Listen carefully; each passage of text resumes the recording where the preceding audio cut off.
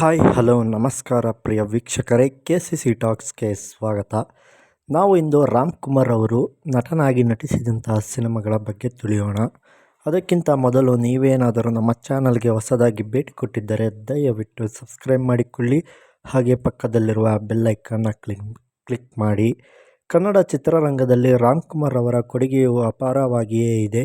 ಹಾಗೆ ಈ ಸಿನಿಮಾಗಳಲ್ಲಿ ಅತ್ಯುತ್ತಮವಾದಂಥ ರೆಸ್ಪಾನ್ಸ್ ಗಿಟ್ಟಿಸಿಕೊಳ್ಳುವಲ್ಲಿ ರಾಮ್ಕುಮಾರ್ ಅವರು ಕೂಡ ಅತ್ಯುತ್ತಮವಾದಂಥ ಸಿನಿಮಾಗಳನ್ನು ಮಾಡಿ ಕನ್ನಡ ಚಿತ್ರರಂಗಕ್ಕೆ ಕೊಡುಗೆ ನೀಡಿದ್ದಾರೆ.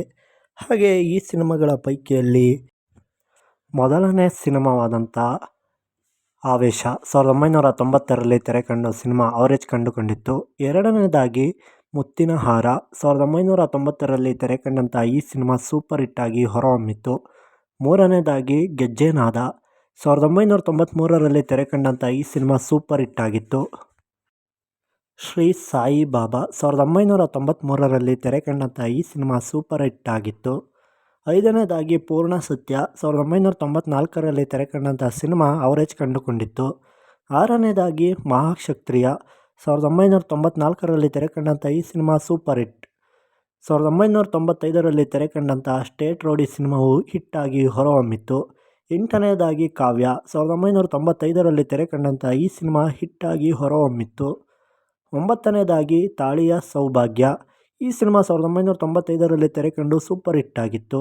ಹತ್ತನೇದಾಗಿ ತಾಯಿ ಇಲ್ಲದ ತವರು 1995ರಲ್ಲಿ ತೆರೆಕಂಡಂಥ ಈ ಸಿನಿಮಾ ಸೂಪರ್ ಹಿಟ್ ಆಗಿತ್ತು. ಹನ್ನೊಂದನೇದಾಗಿ ಹೊಸ ಬದುಕು 1995ರಲ್ಲಿ ತೆರೆಕಂಡು ಅವರೇಜ್ ಕಂಡುಕೊಂಡಿತ್ತು.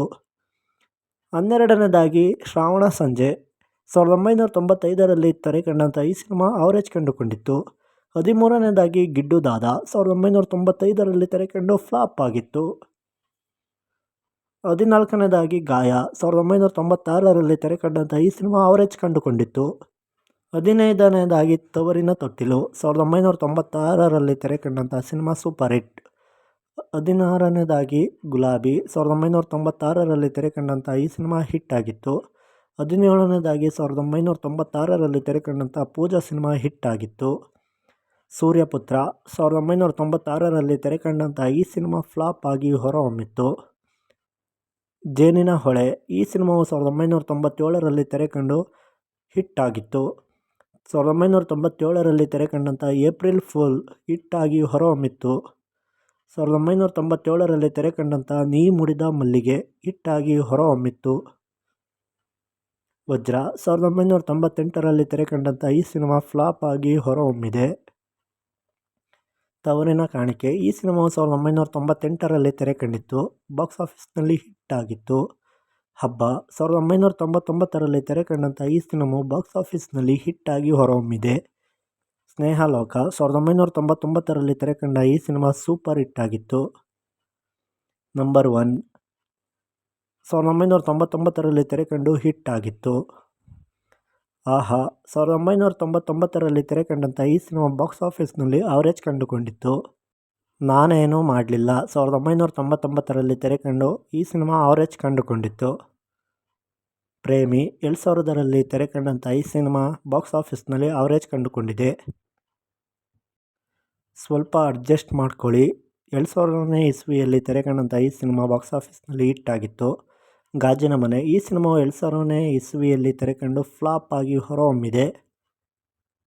ಎಲ್ಲರ ಮನೆ ದೋಸೆನು, ಈ ಸಿನಿಮಾ 2001ನೇ ಇಸ್ವಿಯಲ್ಲಿ ತೆರೆಕಂಡು ಅವರೇಜ್ ಕಂಡುಕೊಂಡಿತ್ತು. 2001ರಲ್ಲಿ ತೆರೆಕಂಡಂಥ ಆಂಟಿ ಪ್ರೀಸೆ ಸಿನಿಮಾವು ಹಿಟ್ ಆಗಿ ಹೊರಹೊಮ್ಮಿದೆ. ಪಂಜಾಬಿ ಹೌಸ್, ಈ ಸಿನಿಮಾ 2002ನೇ ಇಸ್ವಿಯಲ್ಲಿ ತೆರೆಕಂಡು ಫ್ಲಾಪ್ ಆಗಿ ಹೊರಹೊಮ್ಮಿತ್ತು. ಮನಸೆ ಓ ಮನಸೆ 2003ನೇ ಇಸ್ವಿಯಲ್ಲಿ ತೆರೆಕಂಡು ಈ ಸಿನಿಮಾ ಫ್ಲಾಪ್ ಆಗಿತ್ತು. ಕುಶಲವೇ ಕ್ಷೇಮವೇ, ಈ ಸಿನಿಮಾದಲ್ಲಿ ರಾಮ್ಕುಮಾರ್ ಅವರು ಗೆಸ್ಟ್ ಆಗಿ ಕಾಣಿಸಿಕೊಂಡಿದ್ದಾರೆ. ಸಾಗರಿ, ಈ ಸಿನಿಮಾವು 2004ರಲ್ಲಿ ತೆರೆಕಂಡು ಸಿನಿಮಾ ಬಾಕ್ಸ್ ಆಫೀಸ್ನಲ್ಲಿ ಅವರೇಜ್ ಕಂಡುಕೊಂಡಿದೆ. ಅಭಿನಂದನೆ 2005ರಲ್ಲಿ ತೆರೆಕಂಡು ಈ ಸಿನಿಮಾವು ಫ್ಲಾಪ್ ಆಗಿ ಹೊರಹೊಮ್ಮಿತ್ತು. ಪಾಂಡವರು 2006ರಲ್ಲಿ ತೆರೆಕಂಡಂಥ ಈ ಸಿನಿಮಾವು ಬಾಕ್ಸ್ ಆಫೀಸ್ನಲ್ಲಿ ಹಿಟ್ ಆಗಿ ಹೊರಹೊಮ್ಮಿದೆ. ನವಶಕ್ತಿ ವೈಭವ, ಈ ಸಿನಿಮಾವು 2008ರಲ್ಲಿ ತೆರೆಕಂಡು ಹಿಟ್ ಆಗಿ ಹೊರಹೊಮ್ಮಿದೆ. ಜೋಡಿ ನಂಬರ್ 1 2009ರಲ್ಲಿ ತೆರೆಕಂಡಂಥ ಈ ಸಿನಿಮಾ ಬಾಕ್ಸ್ ಆಫೀಸ್ನಲ್ಲಿ ಫ್ಲಾಪ್ ಆಗಿತ್ತು. ಶ್ರೀ ನಾಗಶಕ್ತಿ, ಈ ಸಿನಿಮಾವು 2011ರಲ್ಲಿ ತೆರೆಕಂಡು ಆವರೇಜ್ ಕಂಡುಕೊಂಡಿದೆ. ಶ್ರೀ ಕ್ಷೇತ್ರ ಆದಿಚುಂಚನಗಿರಿ 2013ರಲ್ಲಿ ತೆರೆಕಂಡು ಈ ಸಿನಿಮಾವು ಆವರೇಜ್ ಕಂಡುಕೊಂಡಿತ್ತು. ಶೀಘ್ರಮೇವ ಕಲ್ಯಾಣ ಪ್ರಾಪ್ತಿರಸ್ತು ಈ ಸಿನಿಮಾವು 2021ರಲ್ಲಿ ತೆರೆಕಂಡು ಫ್ಲಾಪ್ ಆಗಿತ್ತು. ಕೊಡಗಿನ ಕಾವೇರಿ ಈ ಸಿನಿಮಾ ತೆರೆಕಂಡಿದ್ದು 1997ರಂದು. ಈ ಸಿನಿಮಾ ಸೂಪರ್ ಹಿಟ್ ಆಗಿತ್ತು.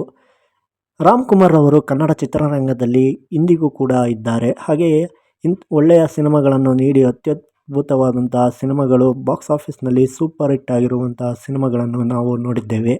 ಹಾಗೆ ಇಷ್ಟು ರಾಮ್ ಕುಮಾರ್ ಅವರ ಸಿನಿಮಾಗಳ ಲೀಸ್ಟ್ ಆಗಿತ್ತು. ಮುಂದಿನ ವಿಡಿಯೋದಲ್ಲಿ ಮತ್ತೊಬ್ಬ ನಟನ ಸಿನಿಮಾಗಳ ಲೀಸ್ಟ್ನೊಂದಿಗೆ ಸಿಗೋಣ. ಅದಕ್ಕಿಂತ ಮೊದಲು ನೀವೇನಾದರೂ ನಮ್ಮ ಚಾನಲ್ಗೆ ಹೊಸದಾಗಿ ಭೇಟಿ ಕೊಟ್ಟಿದ್ದರೆ ದಯವಿಟ್ಟು ಸಬ್ಸ್ಕ್ರೈಬ್ ಮಾಡಿಕೊಳ್ಳಿ. ಹಾಗೆ ಪಕ್ಕದಲ್ಲಿರುವ ಬೆಲ್ ಐಕನ್ನ ಕ್ಲಿಕ್ ಮಾಡಿ. ಹಾಗೆ ಈ ವಿಡಿಯೋಗೊಂದು ಲೈಕ್ ಮಾಡಿ. ಮುಂದಿನ ವಿಡಿಯೋದಲ್ಲಿ ಸಿಗೋಣ. ಎಲ್ಲರಿಗೂ ನಮಸ್ಕಾರ.